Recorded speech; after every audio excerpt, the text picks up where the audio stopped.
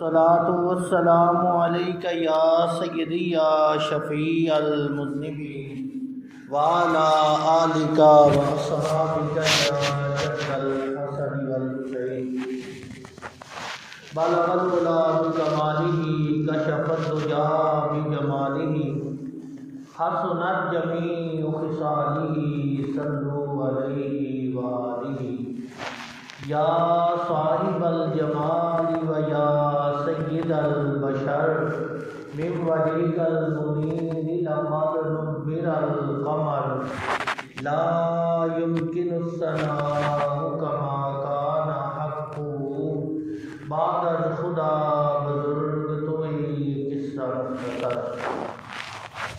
عزیزان گرامی، اللہ رب العزت کے خاص فضل و کرم سے آج جمعہ المبارک کی گھڑیاں میسر آئی ہیں۔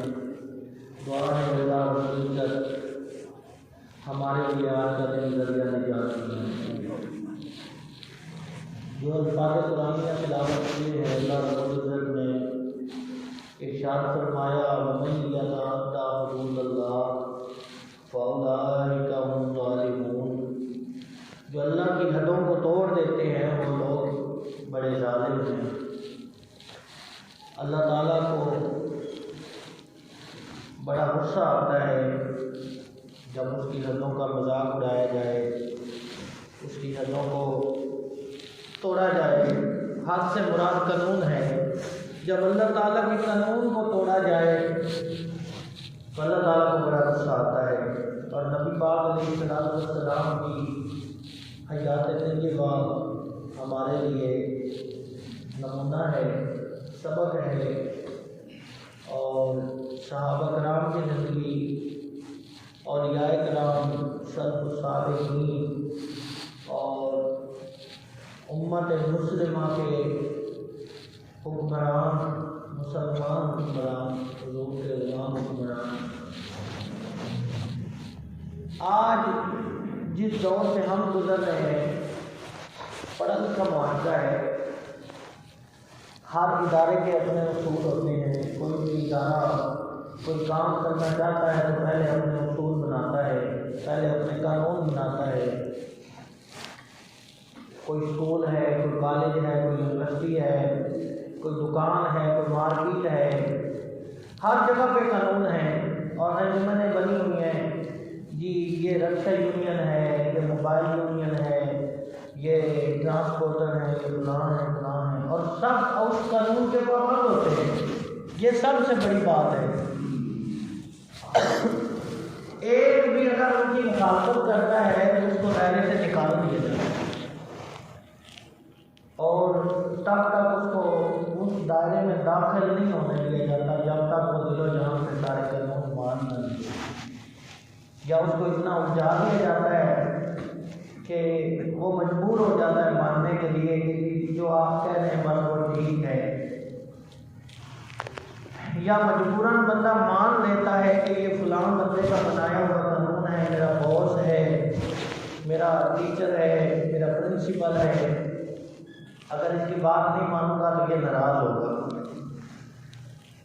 میرے بھائیوں، سب کے ساتھ ساتھ کا ہمیں خیال رہتا ہے، کوئی کہاں ہے کوئی کہاں ہے، جو جہاں بھی ہے اس کو کسی نہ کسی کی غرض ہے،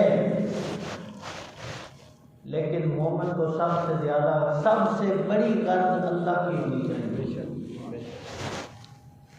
جب کسی بندے کا بنایا ہوا قانون ٹوٹ جائے تو ہمیں فکر لاحق ہوتی ہے، اور ہم پریشان بھی ہوتے ہیں اور ہم شرمندہ بھی ہوتے ہیں کہ یہ قانون کی خلاف ورزی ہو گئی، یہ نہیں ہونی چاہیے تھی۔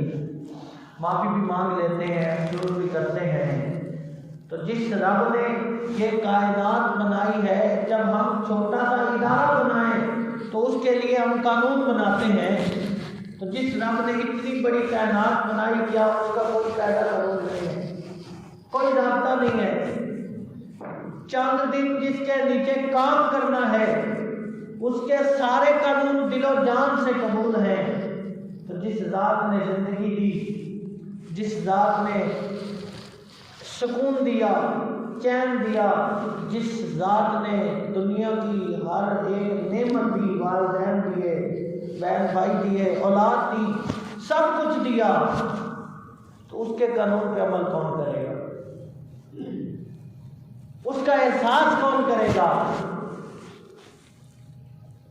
آج کسی جج کے خلاف بات ہو تو اسی وقت وہ توہین عدالت پر نوٹس جاری کر دیتا ہے کہ اس نے توہین عدالت کی ہے۔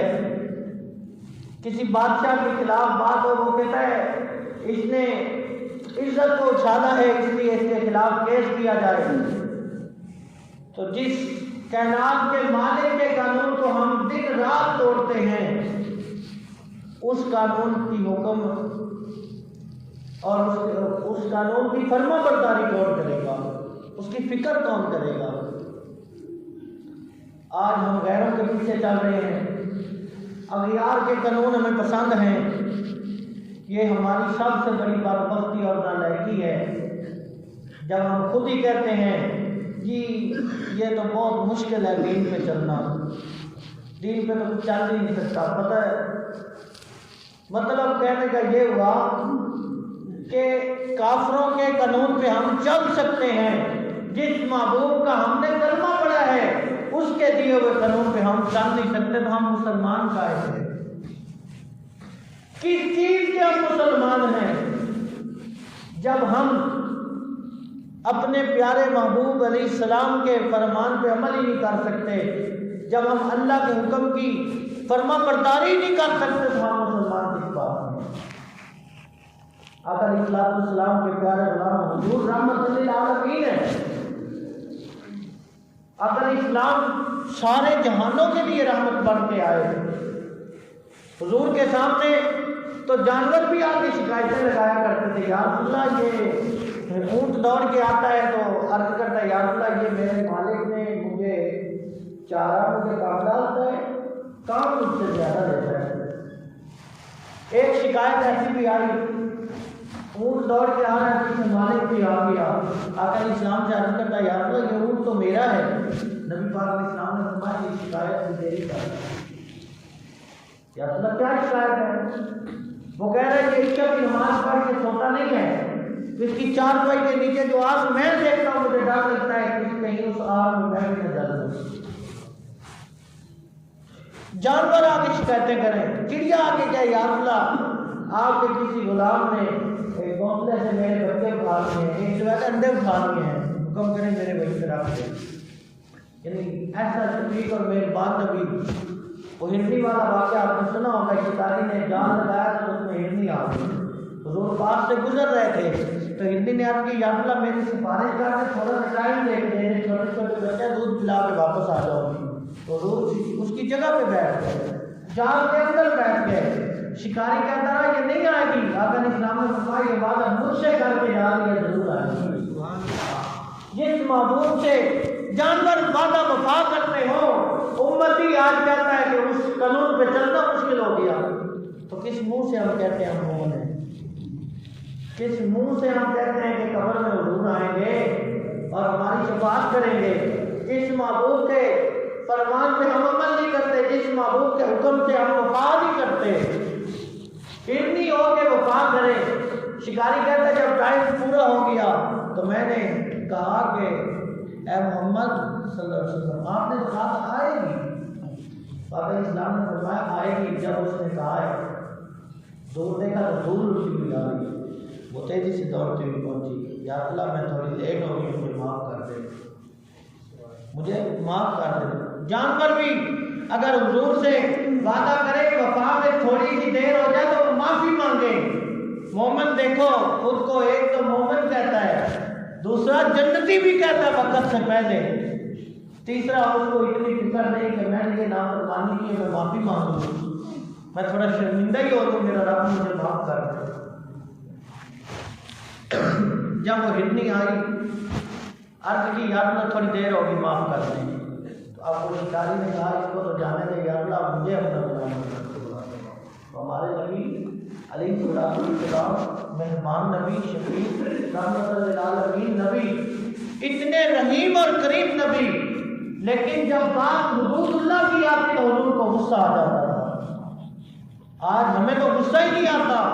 اللہ فرماتا وَمَن يَتَعَدَّ حُدُودَ اللَّهِ فَأُولَٰئِكَ هُمُ الظَّالِمُونَ، جو میری حدوں کو توڑ دے وہ ظالم ہے، جو نہیں روکتا دیکھ کے خاموش رہے وہ بھی ظالم ہے۔ آج اللہ کی حدوں کا مذاق اڑایا جاتا ہے۔ آج نبی پاک علیہ السلام کے دین کا مذاق اڑایا جاتا ہے، کسی کو غصہ ہی نہیں آتا۔ ہاں، وزیر اعلیٰ کی نافرمانی ہو تو اس کو غصہ آتا ہے، گورنر کے حکم کی حکم عدولی ہو غصہ آتا ہے، وزیر اعظم کا کہنا نہ مانا جائے تو غصہ آتا ہے، چیف جسٹس صاحب کی بات پہ عمل نہ ہو تو غصہ آتا ہے، اللہ رسول کی بات پہ عمل نہ ہو تو کسی کو غصہ ہی نہیں آتا۔ اللہ فرماتا ہے وہ لوگ ظالم ہیں جن کو میری حدیں ٹوٹتی ہوئی نظر آ رہی ہوں اور ان کو غصہ بھی نہ آئے، بلکہ وہ کہتے ہیں کہ یہ سب چلتا ہے، کوئی بات نہیں۔ مومن کے ہاں سب نہیں چلتا، مومن کے ہاں صرف وہی چلتا ہے جو اللہ رسول کا حکم ہو۔ اسی تو بات نے آج تک اسلام کو باقی رکھا ہے۔ جب سب ٹھیک تھا تو حضور کیوں آئے؟ یہ سوال ہے۔ جب سب ٹھیک تھا تو حضور کیوں آئے؟ جب سب ٹھیک تھا تو کربلا کیوں ہوا؟ جب سب ٹھیک تھا تو 6 ماہ کے لیے اصغر کو تیر کیوں لگا؟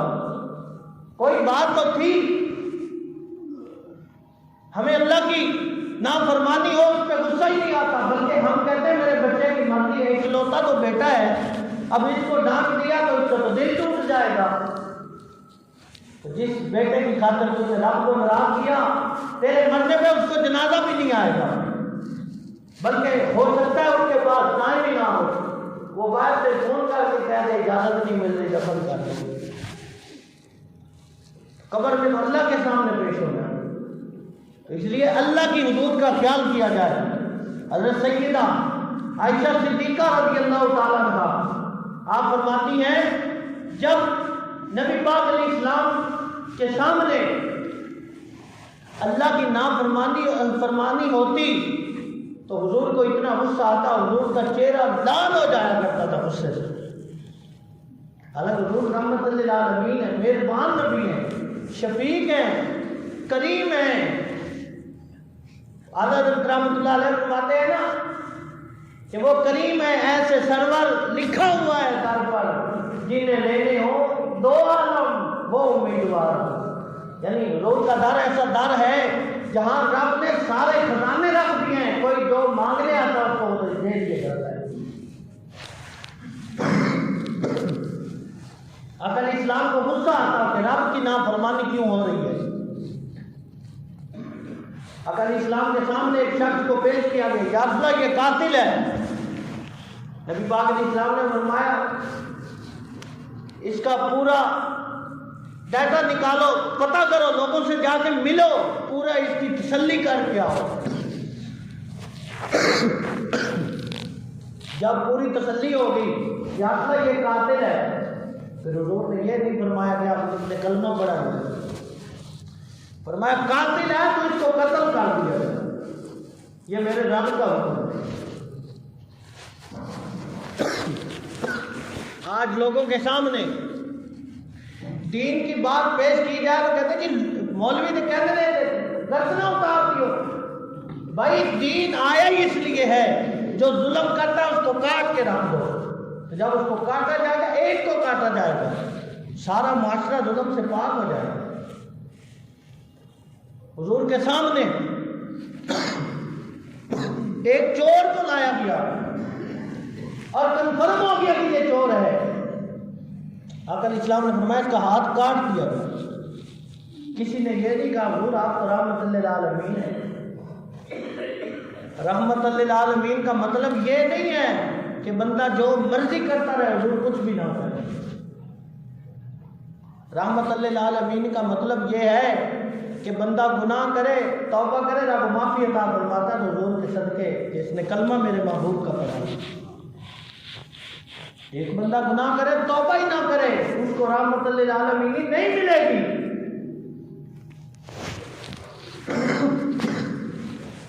نبی پاک علیہ السلام کے سامنے ایک عورت کو پیش کیا گیا اور آقا علیہ السلام کو یہ بتایا گیا کہ اس عورت نے چوری کی ہے۔ ابتدائی اسلام تھا، لوگ اس کے سفارشی بن کے آ گئے، کوئی ادھر سے بات کرتا ہے کوئی ادھر سے کہ یہ نئے نئے مسلمان ہوئے ہیں، ان کو اگر سزا دی گئی تو اچھا امپریشن نہیں پڑے گا، لوگ کہیں گے کہ اسلام تو بڑا سخت ہے، اسلام تو بڑا سخت ہے، ہاتھ کاٹ دیتا ہے۔ حضرت اسامہ بن زید کے پاس آئے،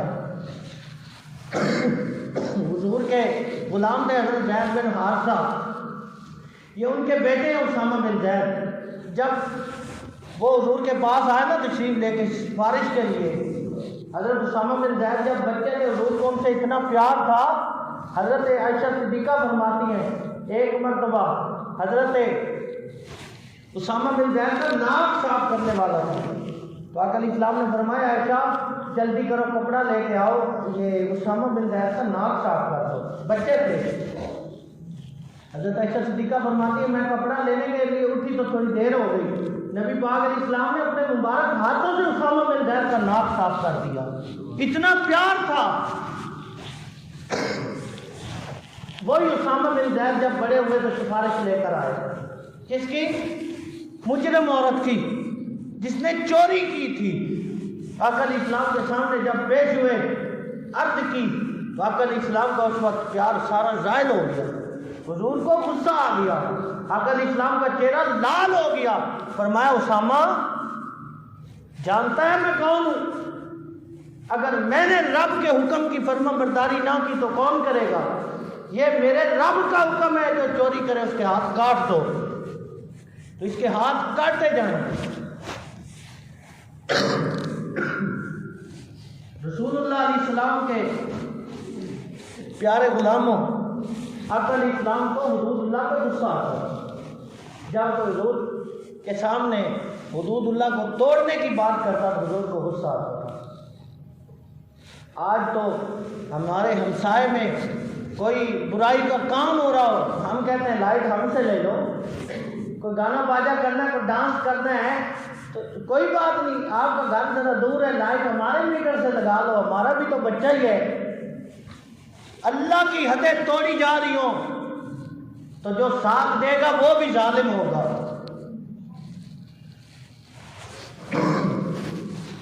نبی پاک علیہ السلام کے پیارے غلاموں،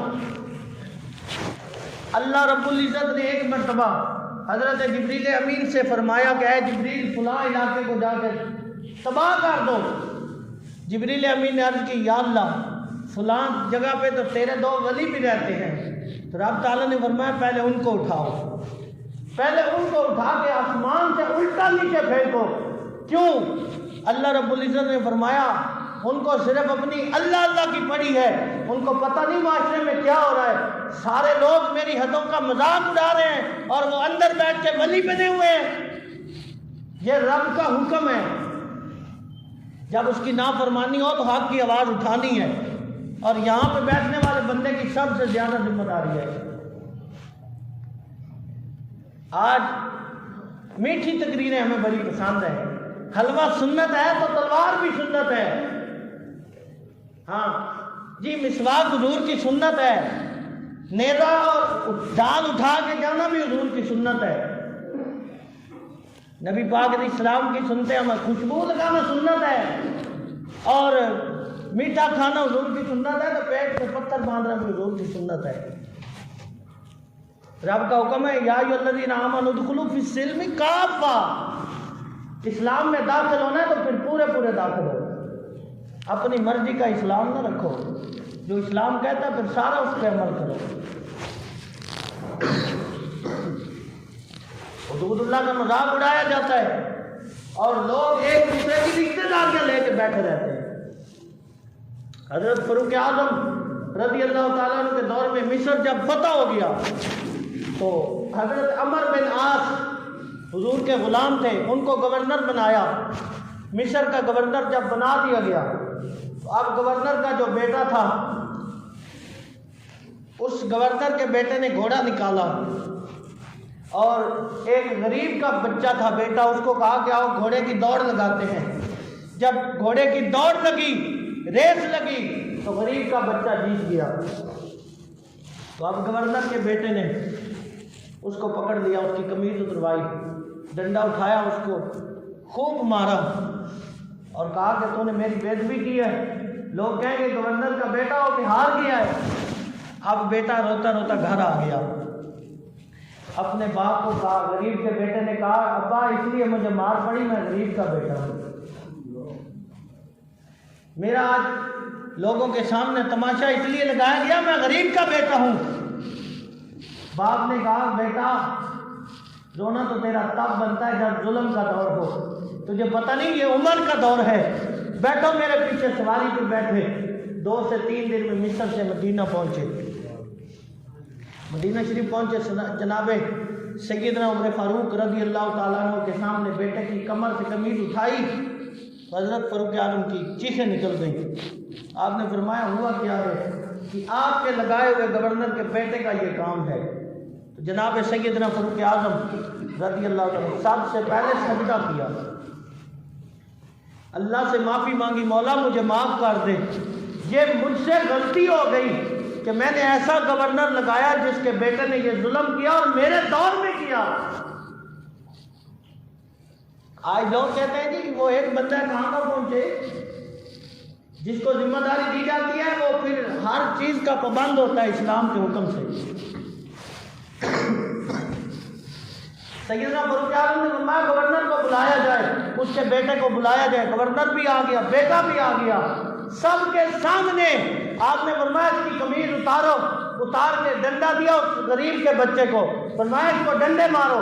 جب ڈنڈے مار دیے گئے تو آپ فرمایا گورنر کو یہ اپنا گورنری والا لباس اتار اور تاج کا لباس پہنا کے فرمایا یہ بیت المال کی بکریاں ہیں اور یہ بیت المال کے اونٹ ہیں، آج کے بعد تو یہ چرایا کرے گا۔ صحابہ کی چیخیں نکل گئی، حضور کے صحابہ نے عرض کی حضور فاروق اعظم امیر المومنین یہ تو بتائیں غلطی بیٹے کی تھی، سزا اس کو مل گئی، تو اب گورنر کو اتنا بڑے عہدے سے اٹھا کے بکریوں کا چرواہا بنانا یہ کون سا حساب ہے؟ حضرت فاروق اعظم نے فرمایا یہ غلطی ساری گورنر کی تھی، اسی نے تو ذہن بنایا تھا کہ تو گورنر کا بیٹا ہے، اگر باپ نے یہ ذہن میں ڈالا ہوتا کہ گورنر کا بیٹا ہو یا غریب کا سب حضور کے غلام ہیں اور ایک ہیں، تو یہ رب کے قانون کی پاسداری ہونی تھی، اس نے اللہ کی حد کو توڑا ہے، اس لیے اس کی سزا یہی بنتی ہے۔ یہ ہوتے ہیں حضور کے غلام، جب اللہ کی حد کو توڑا جائے تو پھر غصہ آ جاتا ہے، ہمیں تو غصہ بھی نہیں آتا، عمل تو دور کی بات ہے، ہمیں تو غصہ بھی نہیں آتا۔ آج دیکھ لیں ابھی سے تیاریاں شروع ہیں ہیپی نیو ایئر کے لیے، کون سا ہیپی نیو ایئر، کون سا نیا سال؟ اب تو یہود و نصارہ پریشان ہیں کہ ہم سے زیادہ نمبر تو مسلمان لے گئے، ہم سے زیادہ بھاشی اریانی اور جو ادھر ادھر کے کام تھے انہوں نے سنبھال لیے۔ مومن کی یہ شان نہیں ہے، مومن اللہ رسول کا پابند ہوتا ہے۔ دیکھو دیکھی رسمیں یہ اسلام کی نہیں ہے، مومن کو زیب نہیں دیتی، مومن وہی کرتا ہے جو اللہ کا حکم ہو، جو اللہ کے رسول کا حکم ہو۔ نبی پاک علیہ السلام کے پیارے غلاموں حضرت سلطان محمود غزنوی رحمۃ اللہ علیہ آپ کے پاس ایک عورت آئی اور آپ کہتی میں بیوہ ہوں، 4 میری بیٹیاں ہیں، جوان ہیں، رات کا ٹائم جب ہوتا ہے ایک شہزادہ ہے، نوجوان شہزادہ ہے، اس کے ساتھ کچھ اور لڑکے ہوتے ہیں اور وہ شراب پی کے میرے گھر میں آ جاتے ہیں، میری بیٹیوں کی عزت خراب کرتے ہیں۔ جب سلطان محمود غزنوی کو پتہ چلا، جب اس عورت نے یہ شکایت لگائی سلطان محمود غزنوی، آپ نے فرمایا پہلے تو میں رات کو ہوتا نہیں، اب میں رات کو بھی موجود رہا کروں گا، اب تیرا کام ہے جس دن کوئی ایسا معاملہ ہو تو نے مجھے بتانا ہے۔ آپ سلطان محمود غزنوی رات کا وقت ہے، بیٹھا وہ عورت آ گئی، آ کے کہنے لگی جلدی کرو جلدی کرو، میرے گھر میں وہی معاملہ پھر ہونے والا ہے۔ تو اب سلطان محمود غزنوی نے خود تلوار اٹھائی۔ یہ حضور کی سنت ہے، خود تلوار اٹھا کے جانا بھی حضور کی سنت ہے۔ ہاں، آقا علیہ الصلوۃ والسلام کے غلام نے جب تلوار اٹھائی تو اس گھر پہنچا، تو جب کمرے میں داخل ہوا تو کہا کہ یہ دیا بند کر دو۔ پہلے تو دیا بند کیا، پھر تلوار ماری تو اس شہزادے کی گردن اڑا دی۔ جب گردن اڑائی تو پھر سجدہ کیا۔ سجدہ کرنے کے بعد کچھ کھانے کو دو، مجھے پانی دو، پانی پیا، ایک جگ پی لیا، پھر وہ اور پانی مانگا، 2 جگ پانی کے پی لیے، اور کچھ ٹکڑے تھے سوکھے خشک ٹکڑے، وہ کھائے، اور پھر کہا کہ اب دیا جلاؤ۔ جب دیا جلا لیا تو اب کیا ہوا؟ دیا جلانے کے بعد وہ عورت رونے لگی، کہنے لگی اے بادشاہ یہ تو بتا دیا بند کیوں کیا تھا؟ بادشاہ نے کہا کہ یہ دیا بند اس لیے کیا، جب میں داخل ہوا تو وہ شہزادہ میرا بھانجا تھا۔ ہاں، وہ جو شراب پی کے تیرے گھر داخل ہوتا تھا وہ میرا بھانجا تھا اور میری سگی بہن کا اکلوتا ہی بیٹا تھا، تو دیا اس لیے بند کیا کہ اللہ کے حکم کے سامنے میری بہن کا چہرہ نہ آ جائے۔ تو میں نے کہا جب اللہ کی حد کی بات آئے گی تو محمد عربی کا غلام وہی کرے گا جو اللہ کا حکم ہوگا۔ تو میں نے دیا اس لیے بند کیا کہ کہیں میرے بھانجے کا، میری بہن کا پیار نہ سامنے آ جائے۔ دیا تو بند اس لیے کیا، اتنا پانی پینے کی کیا وجہ بنی؟ تو سلطان محمود غزنوی رحمت اللہ علیہ آپ فرمانے لگے اے اللہ کی بندی، 3 دن پہلے جب تو نے مجھے یہ آ کے شکایت کی نا، میں نے اس وقت قسم کھا لی تھی کہ یا اللہ جب تک اس ظالم کو میں سزا نہیں دے لیتا تب تک میں نہ کھانا کھاؤں گا نہ پانی پیوں گا۔ تو مجھے 3 دن ہو گئے ہیں، 3 دن ہو گئے ہیں، نہ میں نے کھانا کھایا نہ میں نے پانی پیا۔ یہ اور بھی لیٹ ہو جاتا نا اس کو پکڑنے میں، تو میں نے تب تک پانی نہیں پینا تھا نہ کھانا۔ یہ غیرت مند حکمرانوں کی بات ہے۔ ہاں، یہ غیرت مند حکمرانوں کی بات ہے۔ باتیں بڑی کڑوی ہوتی ہیں، ہمارا دل تو خون کے آنسو ہوتا ہے۔ لوگ کہتے ہیں مولوی شرارتی باتیں کرتے ہیں، یہ شرارتی نہیں ہے، یہ حقیقت ہے۔ ہاں، قصور کی بیٹی زینب لٹ جائے، 3 سال کی بیٹی کے ساتھ زیادتی ہو، اور اس علاقے کا ایس ایچ او انکوائری کرنے والا ان کے گھر میں بیٹھ کے ساتھ سیب کھا رہا ہو، ساتھ باتیں کر رہا ہو، تو آپ بتائیں پھر یہاں انقلاب کی ضرورت نہیں ہے؟ اس وقت کا جو وزیر اعظم ہے وہ اس وقت وزیر اعلیٰ تھا، اور جب زینب کا باپ عمرے پہ گیا، جب واپس آیا تو ایک جگہ پہ بیٹھ کے پریس کانفرنس کر رہے تھے۔ جب باپ نے اپنے دل کی بات بتانے کی کوشش کی، آپ میڈیا پہ نکال کے دیکھیں، وزیر اعلیٰ نے خود اپنے ہاتھ سے اس کا مائک ہی بند کر دیا کہ لوگوں کو حقیقت بتانی نہیں۔ تو جس ملک میں اس حد تک زیادتیاں پہنچ جائیں، آپ بتا سکتے ہیں کہ وہاں حدود اللہ قائم ہے؟ حدود اللہ ہی تو توڑی گئی ہے، تو یہ حال ہوا۔ اللہ فرماتا وَمَن يَتَعَدَّ حُدُودَ اللَّهِ فَأُولَٰئِكَ هُمُ الظَّالِمُونَ، جو اللہ کی حدوں کو توڑیں وہ ظالم ہیں، جو دیکھتے رہے روکیں بھی نہ وہ بھی ظالم ہیں۔ آقا علیہ الصلوۃ والسلام کا فرمان ہے جو برائی دیکھے اور ہاتھ سے روکنے کی اگر طاقت رکھتا ہے تو روکے، وہ ایمان کے اعلیٰ درجے پہ قائم ہے۔ جو برائی دیکھے اور دیکھ کے زبان سے روک سکتا ہو تو روک دے، وہ اس سے کم درجے کا مومن ہے۔ اور فرمایا جو برائی دیکھے اور دیکھ کے دل میں برا جانے، وہ بالکل سب سے ادنا درجے کا مومن ہے۔ آپ بتائیں جو برائی دیکھے نہ منہ سے روکے نہ ہاتھ سے روکے نہ دل میں برا جانے، آپ بتائیں وہ کہاں کا مومن ہے؟ وہ کس بات کا مسلمان ہے؟ اگر ہم نے دل میں بھی برا جانا ہوتا تو بند کمرے میں ہمارے علاوہ کوئی نہیں ہوتا جب ہم انگوٹھا لگانے جاتے ہیں۔ ہم ظالموں کو پروموٹ کرتے ہیں، ہم ڈاکوؤں کو ووٹ دیتے ہیں، اسلام کے دشمنوں کو ووٹ دیتے ہیں۔ آج سے 5-7 دن پہلے کا وفاقی مذہبی امور کا ایک پیغام سنیں آپ۔ دل پھٹ جاتا ہے کہ وہ اقلیت کمیونٹی کو اکٹھا کر کے کہتا ہے کہ میری وزارت جو ہے مسلمانوں کے لیے نہیں ہے. یہ وفاقی مذہبی امور کہہ رہا ہے میری وزارت مسلمانوں کے لیے نہیں ہے. میرے پاس تو جو آتے ہیں میں ان کو یہ کہتا ہوں بھائی ہمارے پاس کیا لینے آتے ہو, ہم مسجدوں مدرسوں کے لیے نہیں بنے. یہ اس کے اپنے الفاظ ہیں. اور آگے کہتا ہے کہ ہم بھائی ان کو مخاطب کریں, ہم تو آپ کے لیے کام کر رہے ہیں. آپ میرے آفس آئیں, آ کے دیکھیں میں نے جتنی بھی فائلیں سائن کی ہیں یا وہ مندر کے لیے ہیں یا کلیسا کے لیے ہیں. آپ بتائیں نا, پھر ہمارا رونا نہیں بنتا. ہم کیا کریں؟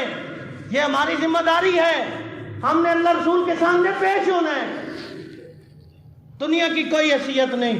رسول اللہ نے فرمایا اگر دنیا کی قدر و قیمت اللہ کی نظر میں مچھر کے پر کے برابر بھی ہوتی تو اللہ کافروں کو کچھ بھی عطا نہ کرتا. پتہ چلا کہ دنیا کی قدر و منزلت مچھر کے پر برابر بھی نہیں ہے. اگر ہوتی بھی تو کچھ نہ ملتا کافروں کو. اس لیے مومن کو دنیا کے لیے نہیں آخرت کے لیے جینا ہے. ہم نے اپنی آخرت کو یاد رکھنا ہے. مسلمانوں کا نیا سال محرم ہے, محرم سے شروع ہے. مسلمانوں کا نہ 25 دسمبر کے کرسمس سے کوئی واسطہ ہے. اور کتنی مزے کی بات ہے عجیب کہ جو لوگ پورا سال 12 ربیع الاول کے جلوس کے کیک کاٹنے کو شرک کہتے ہیں وہی لوگ کرسمس کا کیک کاٹ رہے تھے, ان کو شرم نہیں آئی. اور ہم لوگ کہتے ہیں جی یہ تو بڑے نڈر اور بے باک لیڈر ہیں جن کو اپنے نبی کی عزت کے لیے کیک کاٹا جانا برداشت نہیں ہوتا. وہ کرسمس کا کیک کاٹ کے خوش ہو رہے تھے, ساتھ تالیاں بھی بجا رہے تھے. یہ حدود اللہ کا مذاق نہیں تو کیا ہے؟ جب اللہ کی حدیں توڑی جا رہی ہوں اور ہمیں غصہ بھی نہ آئے تو پھر رب کا عذاب نہیں آئے گا, پھر کرونا تو آئے گا, پھر سیلاب آئے گا. بلکہ یہ چھوٹے عذاب ہیں. اگر یہ کام ایسے ہی چلتا رہا تو پھر پتھروں کی بارش بھی آئے گی, پھر سب کچھ ختم ہو جائے گا. ہر چیز اپنی ہونے کے باوجود پھر باہر سے منگوائی جاتی ہے. یار گندم جیسی چیز بھی اگر غیر ممالک سے منگائی جائے تو پھر ہمیں یہ سوچنا پڑے گا کہ اس میں غلطی کسی اور کی نہیں, ہماری اپنی ہے. ہم نے اللہ کی حدیں توڑی ہیں, ہم نے رب کی دی ہوئی نعمتوں کی ناشکری کی ہے, ہم نے اللہ کی دی ہوئی چیزوں کا مذاق اڑایا ہے, اس لیے رب ہم سے ناراض ہو گیا. جو چیزیں ہماری اپنی تھیں آج وہ بھی پاس نہیں ہے. بلکہ یہاں تو اور طریقہ کار ہے, شہر ہے لاہور پہ تو سب کی نظر ہوتی ہے. آپ دیہاتوں میں آپ یقین کریں اللہ کی عزت کی قسم میں ممبر رسول پہ بیٹھا ہوں. میں جب چند دن پہلے اپنے گاؤں گیا ہوں تو ایک بندے نے مجھے بتایا میں 3 دن سے بازار جا رہا ہوں اور مجھے آٹا نہیں مل رہا.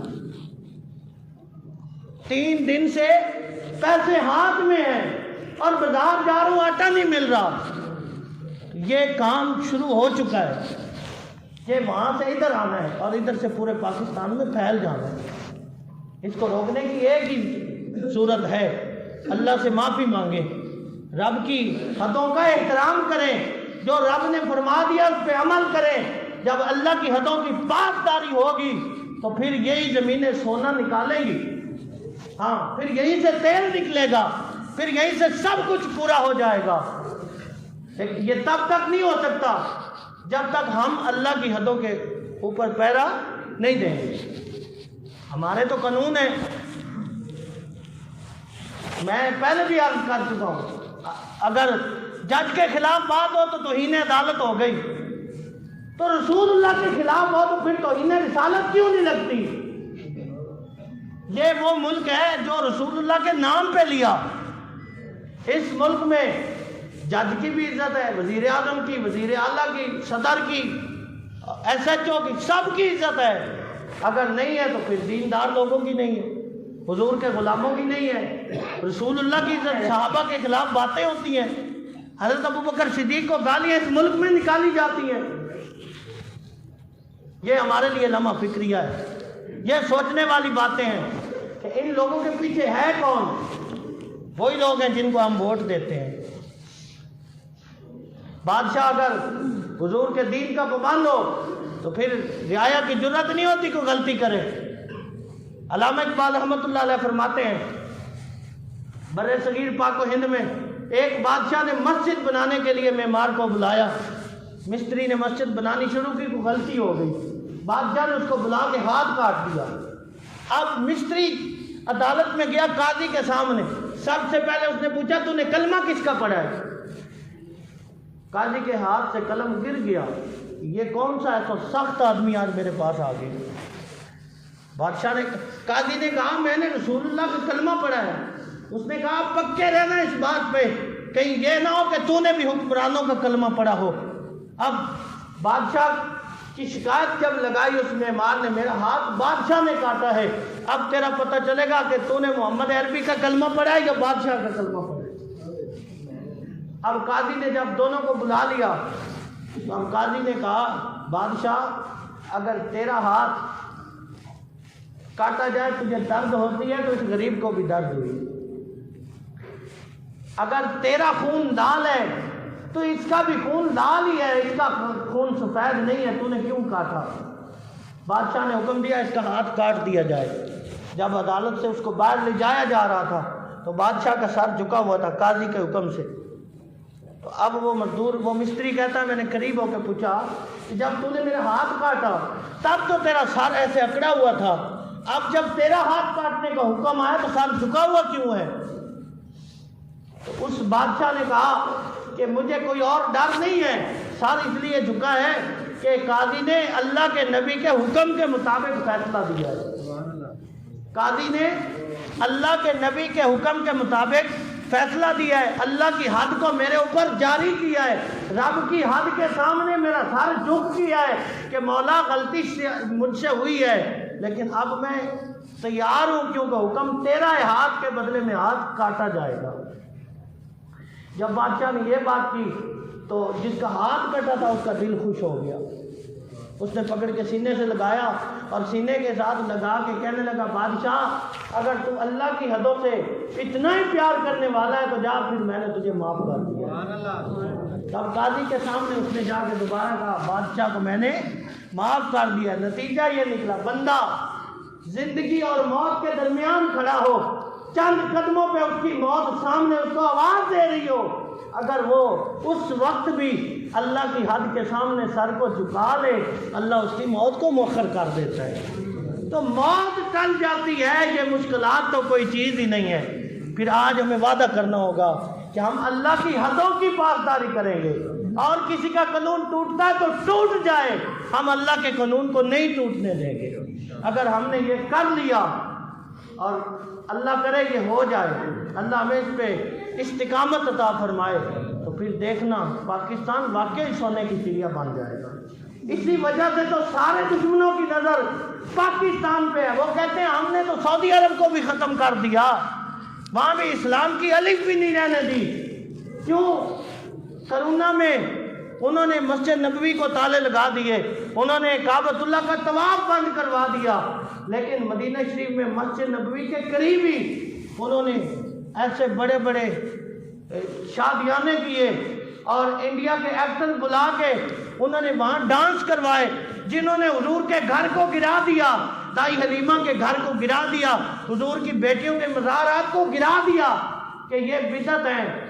फिर वही लोग सफ़ेद कपड़े पे इंडियन एक्टर्स को बुला के उनके हाथों पे स्याही लगवा के ऐसे पंजे हाथ लगवा के कह रहे थे ये हम महफूज करेंगे, हम आने वाली नस्लों को बताएंगे कि ये फलां एक्टर के हाथों के निशान है। तो फिर वो ख़त्म हो गए ना, अब सब की नज़रें पाकिस्तान पे हैं।